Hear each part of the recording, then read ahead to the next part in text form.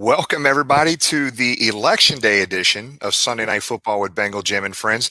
The next 60 minutes, sit back, turn off all the election results. You can go back to that garbage later after the show's over with and get some of the results. But I do want to let you know, I did vote today.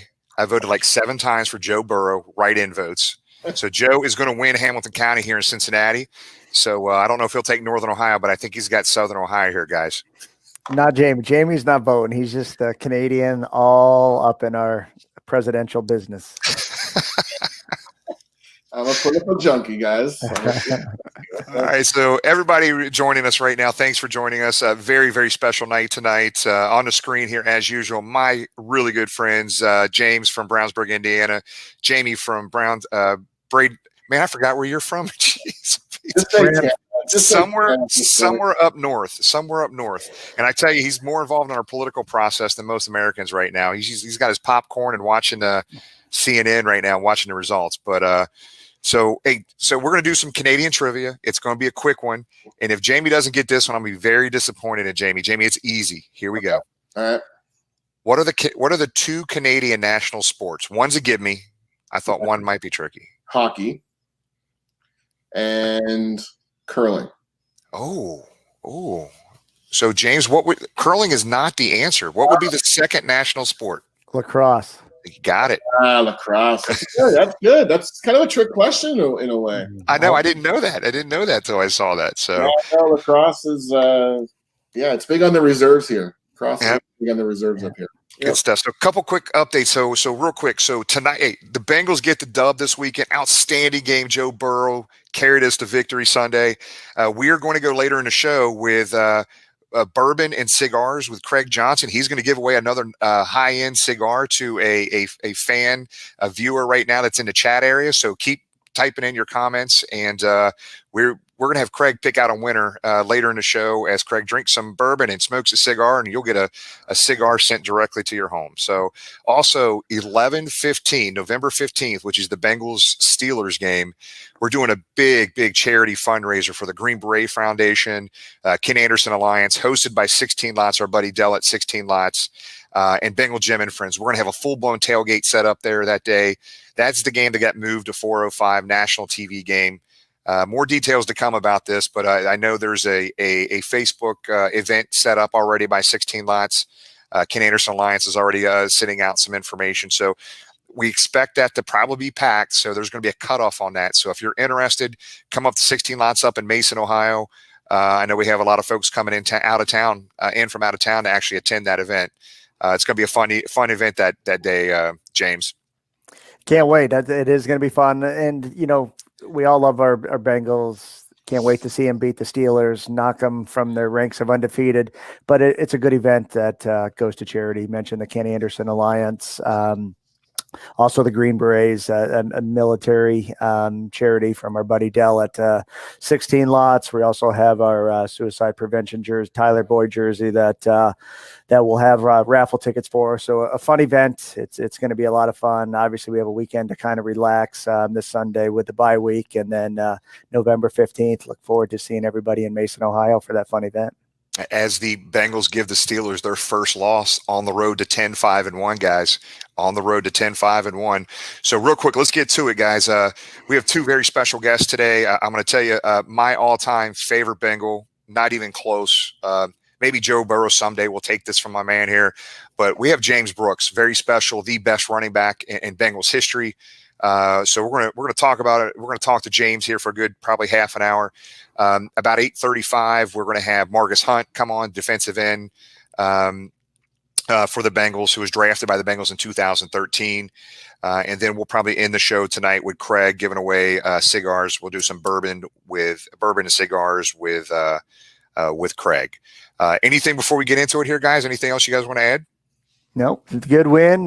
Great to see everybody last Sunday at the tailgate and in the stadium, and excited to talk to James. Remember, this is a show by the fans for the fans, so there's going to be plenty of time to ask JB some questions. So be sure to type those up, and Jamie will send those on and get your questions answered. All right, so here's how we did it with Anthony Munoz, and only fitting that we do the same damn thing for my man JB here. we're going to do a video introduction for James Brooks and then bring him on. So let's go ahead and hit it, Jamie.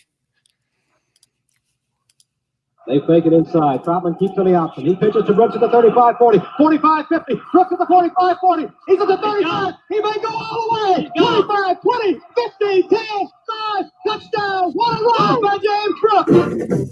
From the moment Georgia native James Brooks suited up, everyone knew this running back had the right stuff. Diego Chargers in 1981. During his rookie season, he was a key participant in 2 of the greatest games in NFL history. One was the 1982 AFC divisional playoff game known as the Epic in Miami between the Chargers and the Dolphins that took place at the Orange Bowl. The game, played under brutal, sweltering conditions, was won by the Chargers in overtime, 41-38. The next week, Brooks and his team traveled to Cincinnati and played in the coldest game in NFL history, the Freezer Bowl.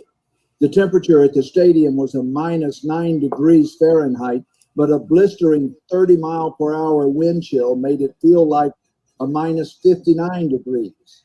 Within 1 week, the Chargers went from playing Miami in 88-degree weather to kicking off at frigid Cincinnati in -59, a difference of 147 degrees. In 1984, Brooks was traded to the Bengals, and his career took off. A 4-time Pro Bowler, Brooks excelled at running, receiving, and kick returning. He would set numerous records with the Bengals and play in Super Bowl 23. By the time of his retirement in 1993, he was the team's all-time leading rusher with 6,447 yards and is still among the club's top 15 all-time receivers. 2012, Brooks's 14,910 total yards ranks him number 29 on the NFL's all-purpose yards list. James Brooks, a dominating, punishing. So welcome James Brooks to the show, buddy. Thanks for joining us, big dog. No, thank you very much. Thanks for having me. Man, does that give you goosebumps watching those videos? It does me. I showed that to my son. He looked at me like, "Dad, were you really that good?" And I'm like, "Well, I'm halfway." And then my son looked at me as my dad, and he was like, "Did you really play?" I said, "Yeah, I can play a little." But that's how kids are. Yeah, that's funny. So James, as we go live here to Facebook, Twitter, and YouTube, man, I tell you what, man, you're one of the best Bengal players to ever put on a uniform. My personal favorite player in history. Grew up watching you, my favorite player ever. But it's funny, man. There's a lot of young bucks, man, that are Bengal fans. The young generation that they've seen your videos that we post on social media all the time. Like, damn, this guy looked good. I was like, well, you're going to get to see him tonight and get to talk to James Brooks. So we're excited to have you, buddy. So I'm just going to get right into it, man. We got a couple other videos we're going to hit on, but I think we want to start off with, man, and it's crazy because a friend of our show, Pete Johnson, has been on the show multiple times. That's my dog, man. That's my man. We had bourbon with Pete a couple nights this year with Pete. But, man, I'll tell you, Pete's not watching it right now, so I can say this. But the best trade in Cincinnati Bengals history happened in 1984, and we traded Pete Johnson for James Brooks. Now, Pete Johnson had a hell of a career, but as he was going to San Diego, he might have been on the back nine, and James Brooks come in, and James played in the Freezer Bowl that in '81 against the Bengals, and then played for and was in the Bengals uniform in '84. So how did that trade? It went down. Was it surprising to you in '84 when that went down, James?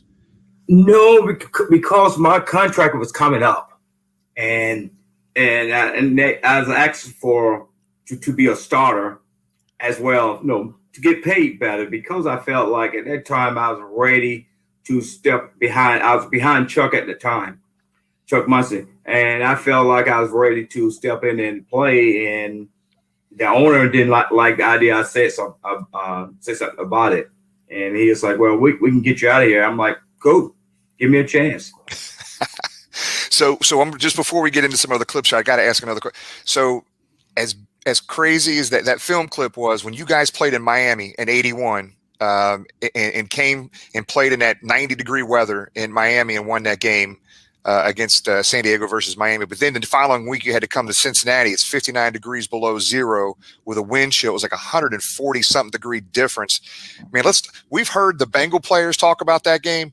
I'd love to hear you talk a little bit about that game and your experiences during that game in '81 during the Freezer Bowl.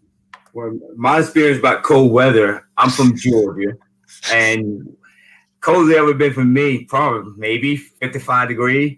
Because in Warner Robin, where I'm from, it really wasn't cold. I can remember as a kid growing up, we had half an inch of snow. They shut the school down.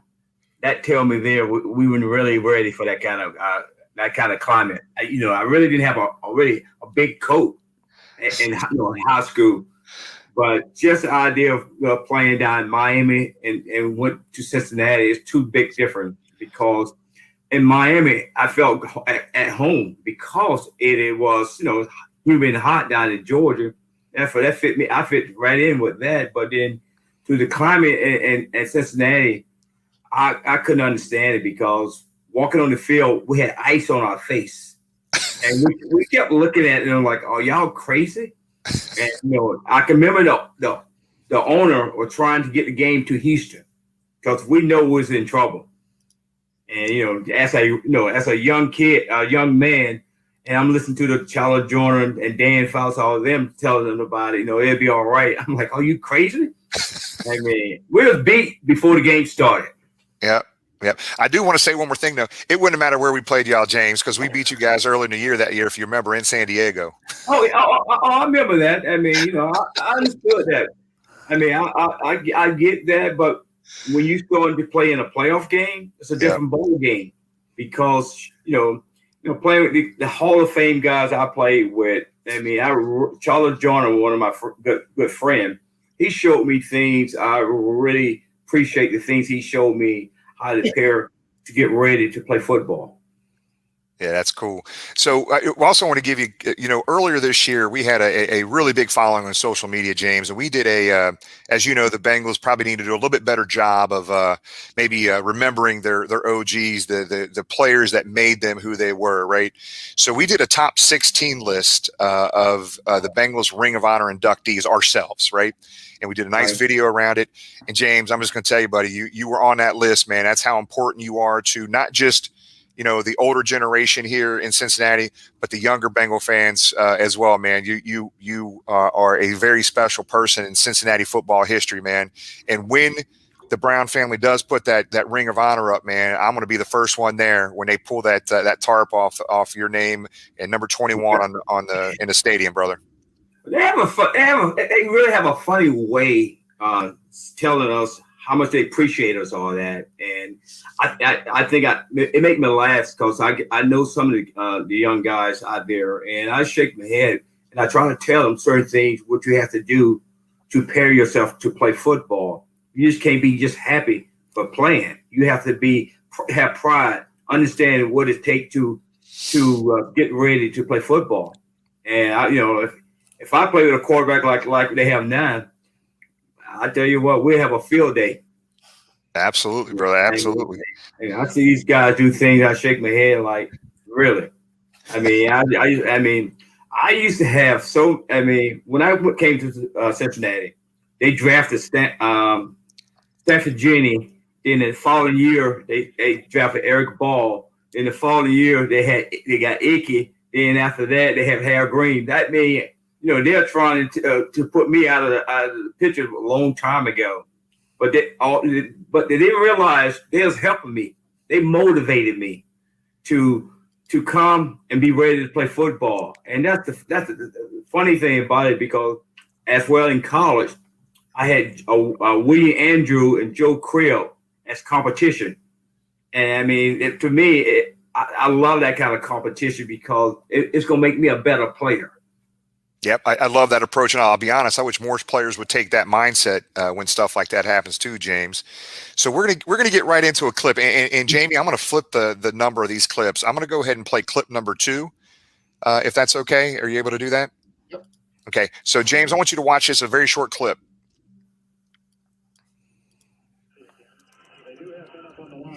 Already know what it is. Fly. See ya. 22 fly. It's gonna be a touchdown. I mean, yeah. It's almost done. My bad. It's What look at Landry. What is the thing about it? We're so advanced and people, and just ideal. Just me in the backfield. We have you in so many ways. You really can't understand what we can do to you. I mean, you have to put a defensive back on me. If you put that line back on me, you're gonna lose. So that's great. So that play for, again, a lot of people know about the young folks out there that don't know. So in 1985, the Dallas Cowboys, America's team, comes to Cincinnati for the first time. And man, we started out that game. I know Ross Browner had a sack. They had a safety. The Bengals won that game 50-24, totally outclassed Tom Landry's Dallas Cowboys. You had 13 carries for 109 yards, a couple touchdowns. Now, I don't know if talk about that game a little bit, but I remember I was a young kid, but I remember the city just being on fire that day, that whole week that Dallas was coming in town. Well, think about it. I mean, Cincinnati market wasn't that big about it. You know what I mean? When I came in San Diego, the market was bigger out in California because everybody knew who I was out in California. When I got here, the market was real slow, and the Brown family don't like that kind of stuff. And they right in their face all that. But just playing against the Cowboys as a kid growing up, I was a big Dallas Cowboy fan. I used to, watch Robin Newhouse and running back for his son played with Dukes. Dorsett. Kevin Hill. Oh, yep. Yeah, I mean, those guys I used to watch, and when I played them, every time I played the Dallas in Cincinnati as well down in Dallas, and I always had over 100-some yards against them. They could never figure out how to approach me. So what's funny? So to leave that post up there just now, I had that on my list to hit. So in 1986 against the Patriots, James had 163 yards rushing, 101 yards receiving. Only 2 players to do that in Bengals history. I mean, do you remember that game at all, James? Oh yeah, I can remember. Matter of fact, I remember Larry Killebrew hit me and pushed me in the end zone to help me. I always laugh. I said, "Dude, you have to hit me." He said, "I had to make sure you score." I said, "Thanks." But yeah, I mean, I can remember that well. A lot of these games I remember so well because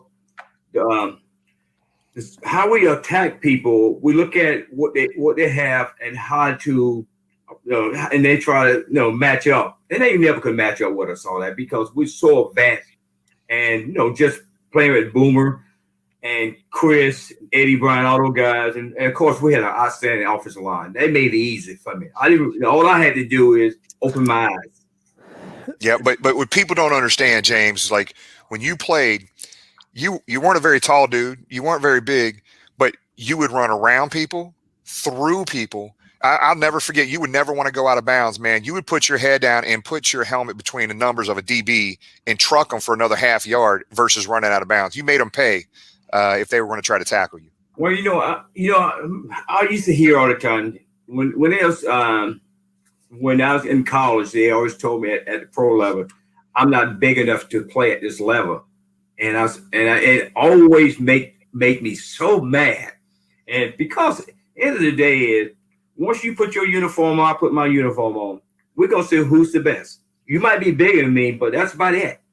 You are bigger than me. That's about it. Anything else, you're not going to beat me. I would not let you beat me. And that's the way I took it as. Didn't one fear of nobody, because at the end of the day, if you're bigger than me, you got to catch me. I have a question for you, James. Going back to that Dallas play, we, in this day and age in the NFL, we see crazy formations, wide receivers lined up in the backfield, quarterbacks going out wide. On that particular play, it looked like you were about a half yard behind the left guard. Can you talk us about that play, that formation? Who set that up? Was that something you did on a normal basis? Yes, I remember the formation was, it's four receiver and one back. As well as during that week, we always seen them have like a double bear or blitz in the middle, that means our center gonna take one, and then one gonna run right by me. He's not gonna look at me because first of all he thinks I'm gonna block him and he's gonna run over me, because that's how big linebackers think. They figure I'm bigger than you, I can run over you. Okay, and that's fine. But the whole idea, I stepped up there and said, "Hey, I got this dude here," and instead of that, pointed at him. Of course, that motivated him more. And I just laughed because he didn't even look at me one bit. And soon he handed the ball off to me. I said, touchdown. It's that easy. Yeah, once you got by the defensive line, there was no linebackers. It was gone. They run a cover two. That means he split. And you run a cover two, the two safety, there's a split. And that's, it's just one of the things. Sam was so advanced, create different opportunity to do things. I mean, it was really just an easy play to do. Yeah, I remember that play like it was yesterday when I found that clip. I had to play it, James. We're going to play one more clip and ask you a question. Then we're going to go to the our viewers right now who have a ton of questions. So this is 1989. I'd like to be able to show this clip against the Steelers. Only one behind his eyes underneath gets it. Brooks across the 40, into the secondary, to the 40, to the 30, and Woodson can't catch up with him. Brooks takes it all the way. Touchdown, Cincinnati. That's really all it was, a dive play. Run by James Brooks. So James, there's a couple reasons I want to play that. One, anytime you score a touchdown against the Steelers, I got to show that. I love that stuff. And it's Steelers week coming up here, week after next. We got to bye, then we play the Steelers. Right. But so that was Rod Woodson who tried to chase you. Rod Woodson, the Hall of Famer, couldn't catch you, big dog. He's fast though. He's really fast. Man, I'm not. Hey, the guy can run too. I mean, it's a question that. I mean, we always talk about this at Pro Bowl. He's talking about, man, you're lucky. Well, everything, everybody say I was lucky. I said, but did you tackle me? And he said, no. I said, well, what's the problem? Well, I fell. I'm like, yes, you did. I made you fail because I couldn't catch you. We don't smash each other. That's Yeah. It's one of those things. I mean, we're talking about a Hall of Fame guy, and I'd like to say, I don't think that many guys team run like spread like that, because for some reason they just don't understand it. It's so many things you can do with that, and sometimes I be wanting to tell the coach that, hey, put him in the backfield, and then spread them open and just hit gaps here and there. And go. Yeah, I'm with you, man. Mm-hmm. All right. So what's funny? So you have all kinds of records in the intro. A lot of those records were talked about in the intro video we did. But in 1989, you averaged a Bengal record, still held to this day, 5.61 yards average per carry during that 1989 season, the year after the Super Bowl. So I would like you to kind of tie into, which is a crazy average for an entire season. You also have a single game record, I think, as well. But talk about Sam Weish, man, how he helped you, JB. You've already made a few comments about Sam, but I'm assuming he put you in positions to succeed, right? Well, ain't no doubt about it. Sam had so much confidence in me, put me in the backfield, and I can block, I can catch, and he's looking at it. If you put a linebacker on him, that linebacker is not gonna cover me. I mean, I played with some great linebackers, but they are the big guys. I get that, but I'm quicker and faster. That means you might overpower me if you run direct at me, but same time, man, I'm gonna run by you, and it's one of those things you're not sure what I'm gonna do. And like I say, I see a lot of guys do all this stuff, and they bring him up, but I'm thinking, I did this way before they even started doing this kind of stuff. But since I played for Cincinnati Bengals, they just try to push it away. Yep, we hear that a lot from a lot of different players, James. So, James, we're going to go to our viewers right now. They have a bunch of questions. So, Jamie's going to pop up some questions here for you from our viewers. Awesome. All right, James. So Lou Dog's asking, have you ever been run down by someone that surprised you? Have I ever been run down? Rob Wilson probably the only thing was close to me. That's the only guy. I know he was back there, but I felt like from where we at, if I didn't have to stop and fake somebody, I got a better chance. I got a chance. He wouldn't catch me. All right. I mean, anybody can get caught. I don't care who you think you are. Yep. All right. Jennifer's asking, what's the best advice you can give our Bengals right now? You know, the thing they have to do is believe in each other, have that trust. I know I was talking to some of the players. They don't have that bond together. Believe in each other. You got my back, I got your back. You have to really believe in that. If you don't, you can say it, but you have to believe it. You have to be the time to go get to know each other, and that's what we did as a Bengal. And to this day, we still have that bond to each other because we can sit around and talk to each other for 2 seconds, and we'll be on the same page, understanding about each other because this is something you have to really believe in, and it got us out of when I got here, we weren't that good. And one day I got sick of it and said, hey, we need to get ourselves together. Instead of just talking, just do it. Yep. Good advice. We got one more here. Curious for your take on the impact of losing Max Montoya. Max is my boy. We got one play, and if you ask Max will tell you the same thing. The play is 28 grace, and that when Max is pulling as well, the Tigers pulling, and we probably ran that play I'd say for at least 400 or 500 times. I mean, that Max is one of the best puller I ever experienced in my life because I've been around some good guys for San Diego, and Max is one of the greatest guys I ever experienced. Get to know well. I mean, he's one of the super guys I ever met in my life. Yeah, it's crazy. We've had Max on the show here, JB, and he's talked about you in the same light you just talked about him. And it's funny is every one of your former teammates that have come on has talked about how close you guys were. It's evident as we talk to you guys. It's just a bond. I mean, when you get to know someone as your friend, not just on the football field, off the field, care about you, it go a long way. And that's what the Bengals need to do. They need to sit down and talk to each other, get to know each other. And good things will turn. If you really wanted to turn, it will turn. Yep. So there's a question in the chat area, Jamie, if you don't have to pop it up yet, but it's Thomas Reedy is asking about Charlie Joyner. So as a Bengal fan, just understand Charlie Joyner played for San Diego. But back in the early 70s, Charlie Joyner played with the Houston Oilers, and the Bengals traded for him. And so he actually played with the Bengals before he went to San Diego. But this question right here is pretty interesting, James. Yeah, so he wanted to know what his nickname was for him and what position group did he work out with? Was Charlie's nickname or my nickname?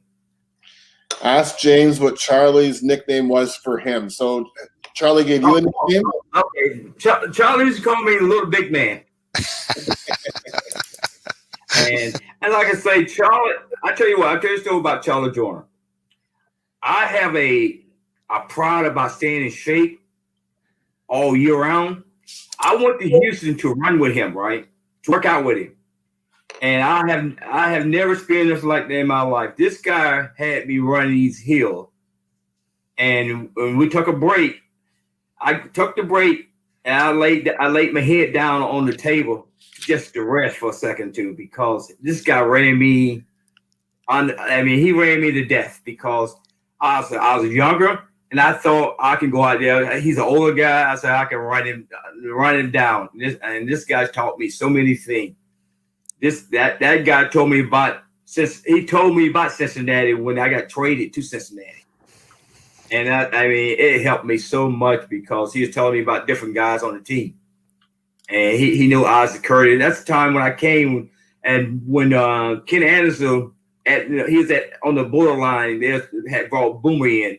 They was talking about taking Kenny out and bringing Boomer in there. But Charlie told me about talk to certain guys, and we went from there. And I tell you, he's one of the greatest friends I ever had.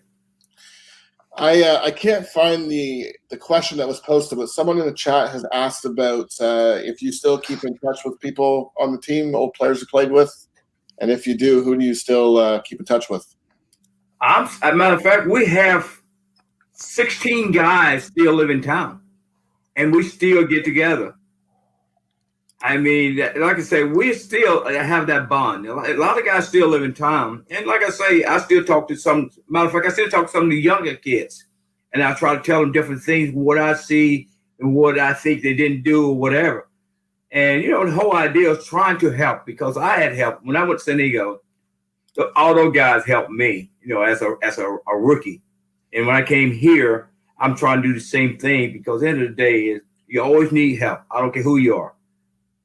And if you can help someone and they jump their career, that's a blessing. All right, James, I got every player we have on that played on this team in '89 when you guys played the Houston Oilers and the Sam Weiss, Jerry Glanville little feud. So we were talking to Jim Breach. I was talking to him a few weeks ago, and he was talking about that, when Sam called a timeout with like 20 seconds left when you guys were up 58-7, and told Jim to go out. What the hell were you guys thinking during that game as you guys were just pounding these guys and Sam wasn't letting up?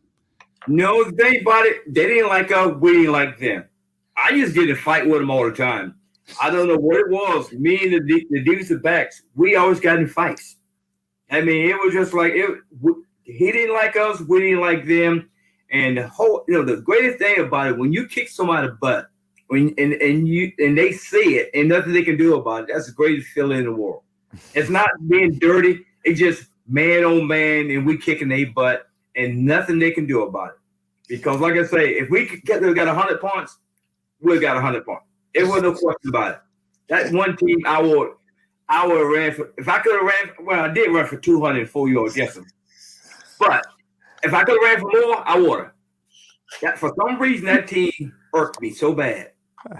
So I thought, was it Chris Dishman? Was he? Chris Dishman, he talked a lot of smack though, but the head coach was really the pain in the butt. Jerry Glenn, he would have thought he was. If you didn't know who he was, he walked out there like he owned his stadium. And I always say, if I could get a chance to hit him on the sideline, I would. If I run at full speed, I want to just run over him just for the fun of it. Oh man! I know that's not nice, but I'm being honest. No, if I was good enough to be playing in NFL, James, I would have went out of my way to make that happen too. Now I would have done it too, because I didn't like that man. No, he was different. He was different, and we didn't like each other. It's probably like Pittsburgh and the Bengals. How it really used to get real nasty, and it would just be like that. But you miss those kind of days, because I used to enjoy playing that kind of football. I love that competition. Yeah. So what's funny, what the young Bengal fans don't know, in the '80s, man, we didn't lose to the Steelers. You guys thumped them all the time in the '80s. We owned the Steelers and the Oilers. Well, a lot of stuff changed a lot, and what I mean change is when you let Dave Schuler as a head coach, we're going wrong. Damn it, James! How you going? This is all great until you just brought up Dave Schuler's name. Well, that's what we said too. That's what we said too. We couldn't understand, how can you put him as a coach when we look at him like he can't teach you nothing? What can you learn from him? That's the only thing I had against him. Yep. The guy didn't have no clue about football. And as a pro player, it's hard to give that guy any credit, because It's what it is. I mean, Well, I remember, and this be it, man. I know we got Margus in the waiting room right now, but what's funny, James, if you remember in the early 90s, we were playing the Steelers on Monday Night Football. I don't know if you were on the team still then or not. You were. No, but they told me about it. Someone took messed with his hat off his head, whatever. Yeah, on national TV. Yeah. But don't even talk about it, James, because you were in Cleveland that year. Yeah. Well, hey, it was about the money. That's right, baby. It's all about me. It wasn't because I like the team. Hey, they make that choice. And they told me it doesn't matter how many yards I ran for, Harold Green was going to be the starter. Yeah, yeah. It's what it is. I mean, it's business. You know what I mean? I remember. I didn't like Cleveland, but you know what? The money's still green. That's right, big dog. Well, James, I'm going to tell you, man, this last half an hour, man, I mean, I've enjoyed this. I've been wanting to get you on for the whole year, and we've had a lot of your former teammates on. You're a very special person in Cincinnati football history, big dog, and we really appreciate having you on. It means a lot. I'd love to do this again somewhere down the road, man. Yes, I appreciate it. Thanks for having me on here. Hey, I enjoy it. Like I say, I really want this. They got a great quarterback. I think he's going to be a great quarterback. Yeah, we're excited about it. And tell the wife thanks for setting up the computer and the laptop and everything. Hey, that's my second Super Bowl. When I married her. There you go, big dog. Thanks again, JB. Thank you for having me. Appreciate it. Thanks, buddy. That was fun, man. That was fun. That was great. You don't understand, man. Like when you're growing up and you have an idol, that man was the real deal. Well, the best Bengals running back in Bengals history. That was fun, man. I enjoyed it. That was great. So in the waiting room, we have Margus Hunt. So we're not going to make him wait. We are going to do an intro, a quick intro. It's just hard to believe. Time flies, man. But our next guest, Margus Hunt, was drafted in 2013 by the Cincinnati Bengals in the second round. And we got a quick intro clip for Margus. All right, intro, then we'll bring Margus on. Here we go. Margus Hunt is now a Cincinnati Bengal. Your thoughts on that selection, Mike? The Estonian with the best nickname in the draft. They call him the Eastern Bloc because at 6'8", he blocked how many field goals, Charles? 17 in his career, wasn't 17 in his career. More importantly, the Eastern Bloc's got huge upside as a player.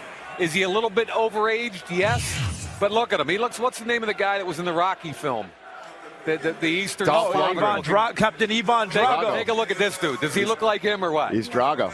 He's Drago right there. You know what they call Drago in the movie? What? Death from above. Nicely done. Now, here's the blocks. Yeah. Now, 17 of them. I don't want to put too much of a focus on this because he's a better football player, but it's a cute nickname, the Eastern Bloc. He hails from Estonia. I think what he brings to the table, though, is All right. So here we go. Margus, welcome, big dog. How you doing, buddy? Good. How y'all doing? Good, man. I don't think you look like Drago. I don't care what he was saying in that draft thing. I don't think you look like Drago at all. I hope not. So, Margus, welcome to the show, man. We appreciate it. First of all, welcome back to Cincinnati, brother, where you belong, man. So 2013, man, it doesn't seem – just time flies, man. I know. It's been a wild time in the NFL. I mean, I was here for 4 years and kind of bouncing around.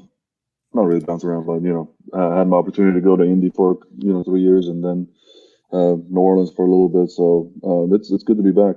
Yep, good stuff. So played with the Bengals from 2013 to 16, went to the Colts for a few years, started off the year in New Orleans, and thank God we were able to pick him up because your first game back, hardly even practiced, probably the best defensive lineman that day and the first day back on the field that day, graded pretty high by Pro Football Focus that first game back. But so kind of tell the story, Margus. I mean, I know a lot of us know this, but there's a lot of folks viewing right now that don't know the story, but you've never watched an NFL football game growing up in Estonia, I think is what it is. And then you came to the United States to SMU for the track team and it got disbanded. But when did you watch your first football game? Do you remember that at all?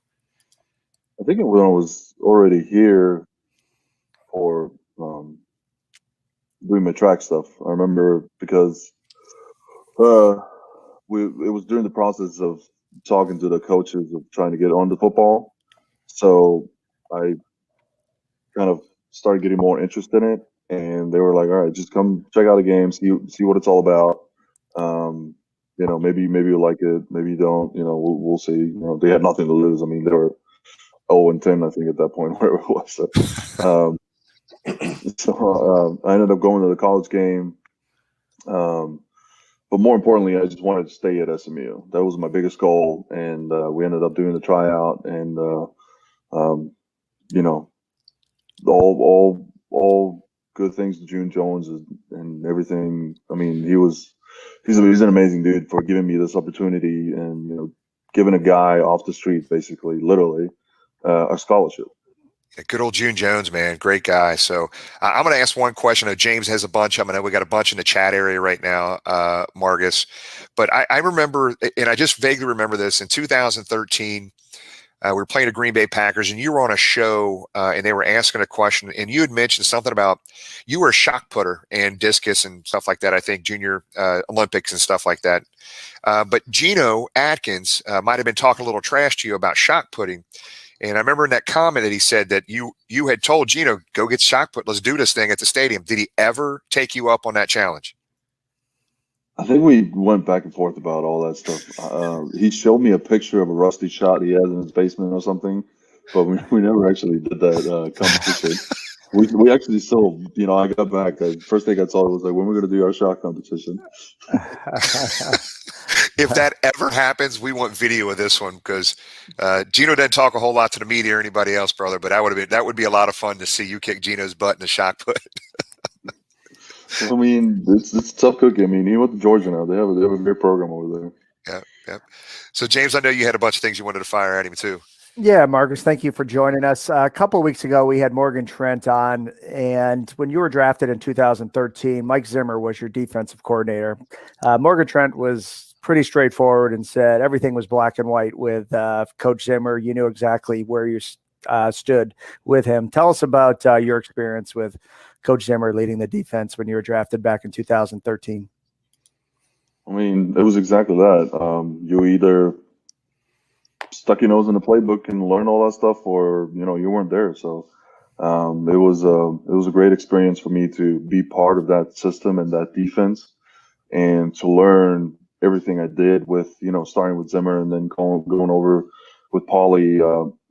My last 3 years in the league. So I mean, with the Bengals, sorry, not the league.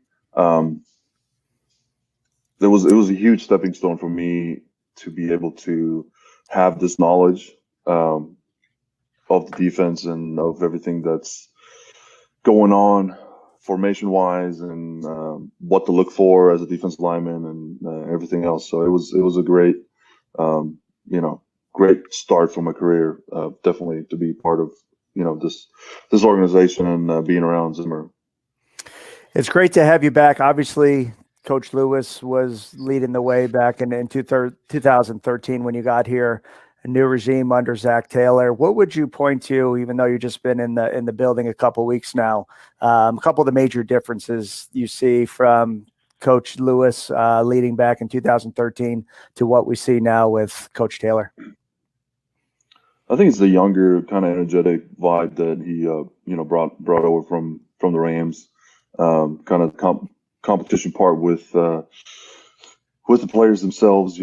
It's a competition daily. So we're competing against each other every snap, every drill, every opportunity we get on or off the field. So that's one of the biggest kind of like points I've gathered so far. Coach Taylor obviously was a former quarterback in Indianapolis. You had Coach Frank Reich, who was a former quarterback, won the Super Bowl with the Eagles. How would you compare those two coaches to each other? Very similar. They love football. They love what they do. Very analytical, trying to learn the game with the bigger picture in mind of, plays that you may see once every 10 years, but you want to have them covered just to be sure that if that day comes, God forbid, this team is ready to roll and, they're on top of it. we want to remind everybody, certainly we have a lot of viewers out there. Feel free to type in your questions for Margus. Jamie, do you have something you want to fire away with? Yeah, I do. Let me just scroll back up here. So Tyler asks, what is your most memorable field goal block that you've had? Most memorable. That's a good one. Maybe one was I don't know. Go back to, I mean, you had a 17 in college, I think, right? Jeez. Yeah. They all have to run together, I would think. Yeah, a little bit. Probably the big game ones, like, you know, playing against A&M and just going in their own home turf and getting two block field goals against Randy Bullock, I might add. Wait a minute, you blocked Fat Randy's field goal? I did not know that. Now we know. Yep. That was. I always loved going to, you know, those away games with big crowds and big stadiums, and you know, just always loved. I've always been able to feed off of it. So. All right, we got a question here from one of our fans overseas. Margus, what's your opinion and expectation about the current Bengals team? Both very high. I mean, it's a very talented team. A lot of hardworking guys. I mean, it's been a fun 2 weeks being part of this team and part of this organization, and seeing the level of you know, competitiveness within the locker room and on the practice field. So it's very encouraging, you know, from an inside perspective to be able to be part of this team. So obviously a lot of hype with Joe Burrow in Cincinnati. We as fans get to see it from our side. You obviously get to see it from inside the building. What do you think about Joe Burrow? The hype real?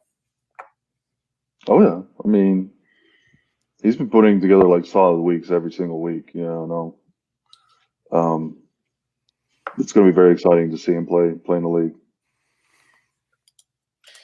Another question I had, I can't find it, but someone asked, with the bye week coming up, what do you guys as players normally do during the bye week? Are you in watching film all throughout? Do you guys get some time off? What do you normally do when there's a bye week? Usually, we get some time off. I think it's about 3-4 days we get off in the end of the week. But because of right now, we have to get tested every single day still, so we're going to be all in town. And you know, obviously, you know, watching tape and trying to get a head start in Pittsburgh. Sticking with the COVID situation that you just mentioned, Margus, obviously it's difficult for everybody. You guys have those wristbands on. Can you elaborate on that a little bit more? A lot of maybe the hoops you have to jump through now. You mentioned, you know, on what would be 3 to 4 days off during a bye week. You have to go to a stadium. So how's that changed your every day going to the stadium and preparing, dealing with the COVID pandemic? I mean, it's just, you know, as of right now, with the bye week, you just go there, get tested, and that's it. You know, we're done for the day. You know, usually would be, you know, Wednesday is kind of the last day, so most guys kind of take off and go home and, you know, do whatever, you know, they want to do. So, but now it's just, you know, I'm taking this opportunity to be, you know, with my family and spend quality time with them and kind of, you know, just be a dad. Yeah, speaking of that, so ran into the wife and kids a couple weeks ago, and beautiful family. The kids have gotten they're so big. The boys are so big. So it's been a whirlwind the past few weeks for your brother. You had to go through the COVID testing, the waiting period, all the other things. You come in, you already played a couple games. Have you found a place to live yet? Is that a temporary facility you're in right now? No, we found a place to live here for, you know, the remainder of the season. Good, man. I know that's crazy stuff. So speaking of that, John in the chat's asking, do you have long-term expectations to stay with the Bengals? We'll see. I mean, that's not really up to me.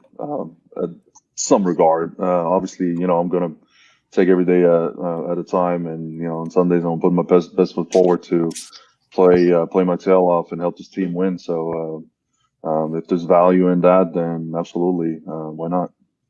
Yeah. Troy, we need a three-year deal for Margus.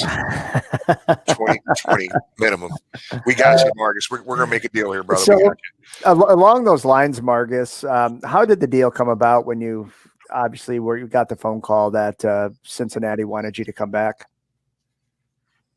It was pretty much it. I mean, they showed interest early in the year, kind of when I was going, between the practice squad and active roster, and decided to stay in New Orleans when they put me on the actual active roster over there, because we had all settled down over there,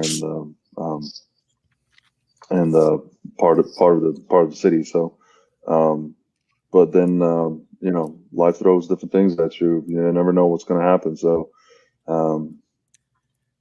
when they released me again,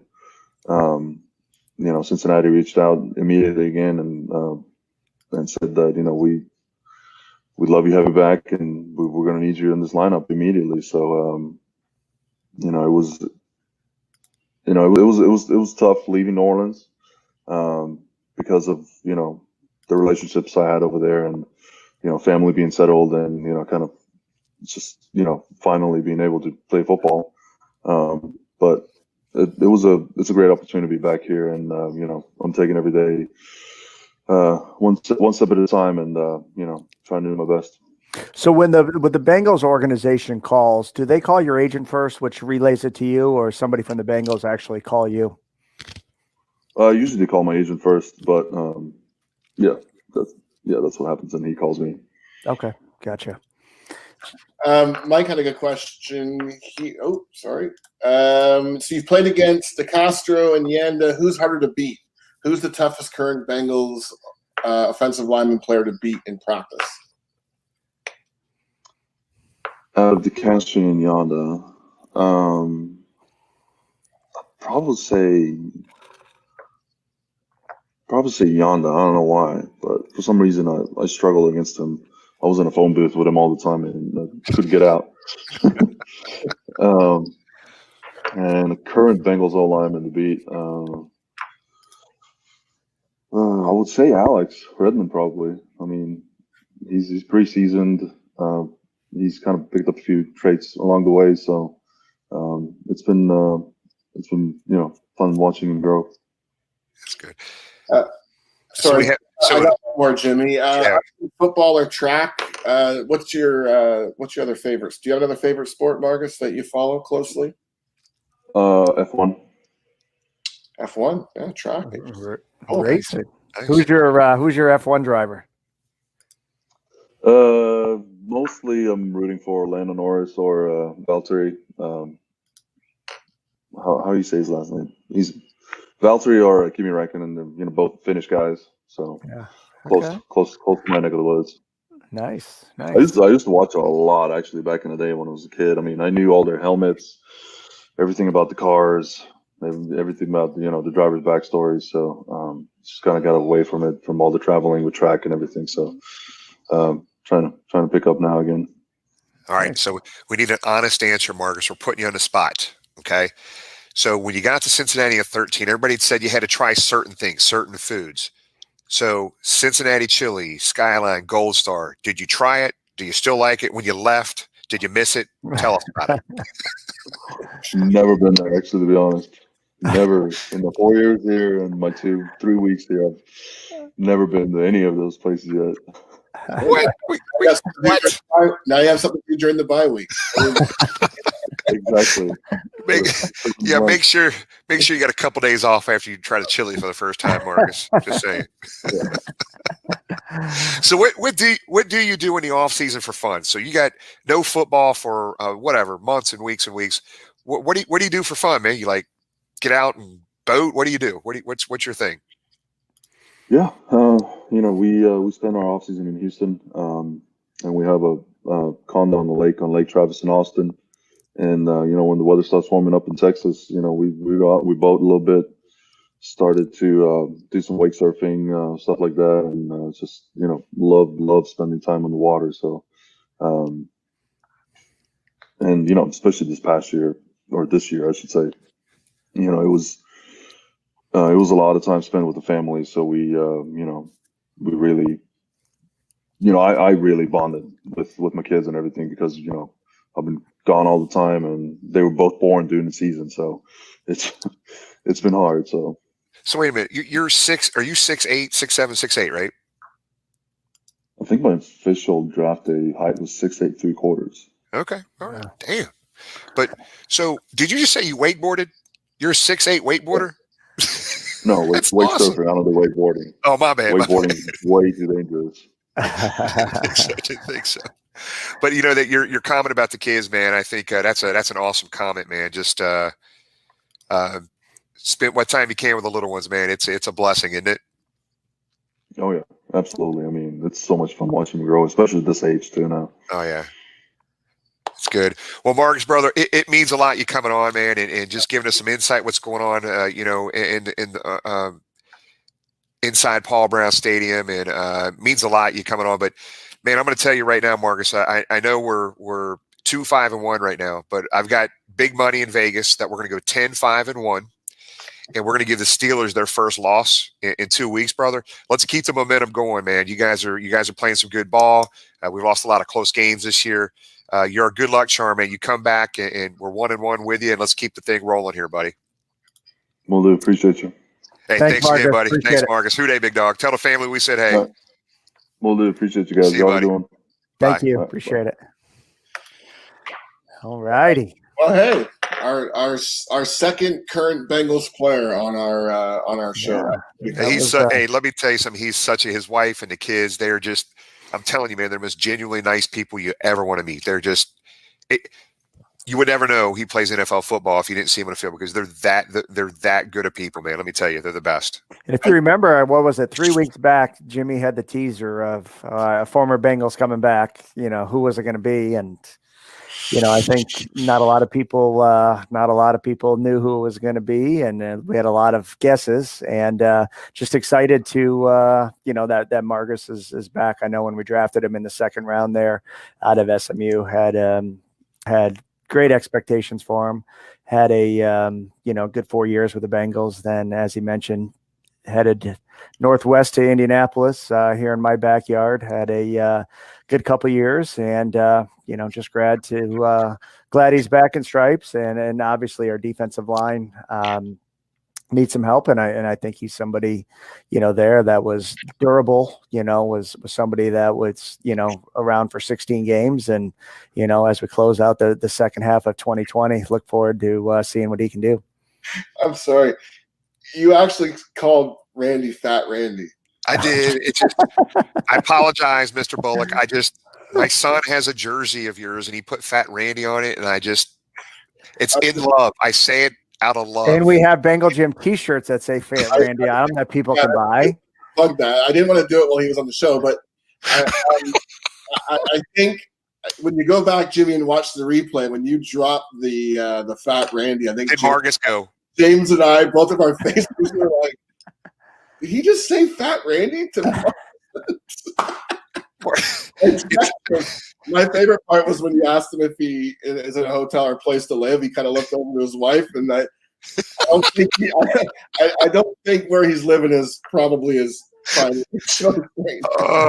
Hey, along the lines of Fat Randy, I think since we've had those T-shirts made, he's been perfect. So that's a good luck charm. One thing about Randy, he kicks that thing dead center every time. When it's the extra point, but it's just when you need the kick for the game-winning. Hey, he's only missed 2 all year, Jamie. He's the best kicker in the NFL. That's our man, Fat Randy. Speaking of the Fat Randy fan club, the president. I thought I was getting slammed right off the bat. Appropriate segue. I did not mean to bring you on. I mean, Jimmy apparently insults our guests left and right. So. So everybody that's watching right now, so the Bengals get a victory, so we got to go bourbon and cigars with Craig Johnson, Beer Fest Craig. Craig is going to be giving away a cigar to a lucky viewer or somebody who's commented in our section. James will randomly pick that out of the chat area. So let's talk. Give us the scoop, Craig. What do you got there today, buddy? Well, in honor of Sir Joe Burrow, Sazerac Rye again. Again. With it while we're winning. Is that the same bottle? Same bottle? Oh, I have no idea if it's the same bottle. No, I will answer that for Craig. That is not the same bottle. We come indoors, though. I mean, you know, we're in the cigar room now. So. And the jersey is perfect, brother. I love that jersey. Icky. So the cigar we're giving away it's Alec Bradley night. I'm having a Max cigar, which is these huge, ridiculously huge ones that they make. But the one we're giving away was actually a cigar of the year in 2012 from Cigar Aficionado magazine. It's their Prensado Grand Reserve. It's a Honduran cigar, so it's full flavor, not for the timid, but it's an unbelievable smoke, and that's who we're going to give it to. Now, how are we going to do that? All right, James is picking my wheel's spinning. Just keep talking about cigars. Take your time. Take your time, James. Go ahead, Jamie. I have a question. Are you willing to ship these across the border? Because we do have Tyler from Peterborough, Ontario, where I actually went to college just down the road. Well, it's not just down the road, a couple hours away. But Tyler here does he have a chance to win this cigar? Are you willing to ship this across? Are we allowed to ship across the border? Can you ship? I'm sure we can ship across the border. I have no idea. We'll figure it out. Oh, you're trying to basically, Jamie. What you're trying to do is get Craig sent to federal prison for. As long as you don't sell it, we're good. That's what I'll say when I'm going to prison. But hey. So I know you're not going to be able to find this, Jamie, but Sunday at our tailgate, great time. At the tailgate was our Halloween costume day. We had Sister James. We had Run DM Jimmy. Another Fat Randy joke. And then we had Elvis made an appearance and did a short concert for us. Bengal Elvis, my bad. We got Bengal Jim. We got Bengal Elvis. Full costume. The hair he did a little concert for us. It was outstanding, Craig. Very good costume, by the way. Oh, we don't have video of that? Jamie, come on, you're producer. Give me 1 sec. I got. Time out. Game's over. Show's over. Sorry. So Craig's been drinking bourbon since 5 o'clock, waiting for it. It is election day. All right, hold on a second. And this is actually timely too, because I got asked. Here we go. There we go. I did get asked according to the scoreboard.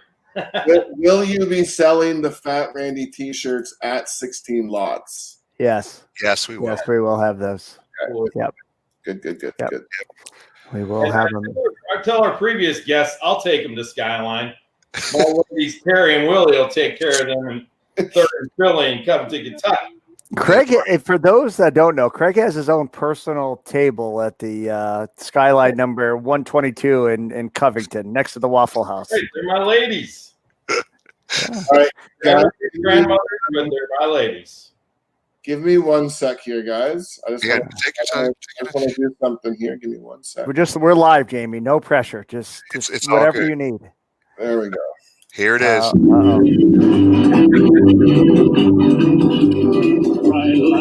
Internet immortality here. If this doesn't get me on a weight loss plan, I don't know what. Right there, man. Take a picture of that. All right, let's give this cigar away. All right. I don't know why. Didn't we already give it away? Can we announce the winner? I don't think we announced the winner. Craig, I'm just proud of you. You're doing better than last week. You didn't drop anything this week. You have your lighting right. That was probably a good move. I don't know. All right. Let's see. Michael Sayer. Sayre.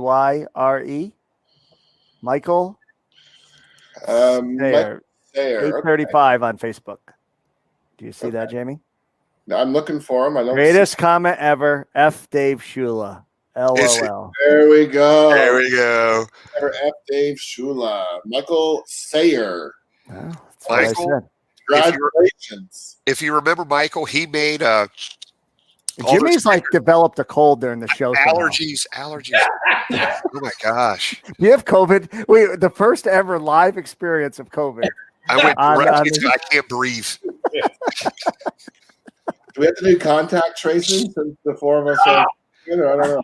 Jeez. Hey, listen. So Michael Sayer, do you know him personally? He's a Tell him go ahead. it's a direct message.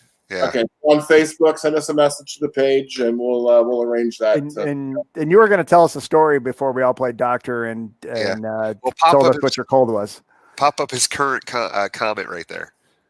Oh, okay. Hold on. I got to scroll back down. Yep, you just had it. Oh, he said Houday, and then he said Roy Polamalu in the house. He dressed up as Roy Polamalu for a tailgate last year. Wow.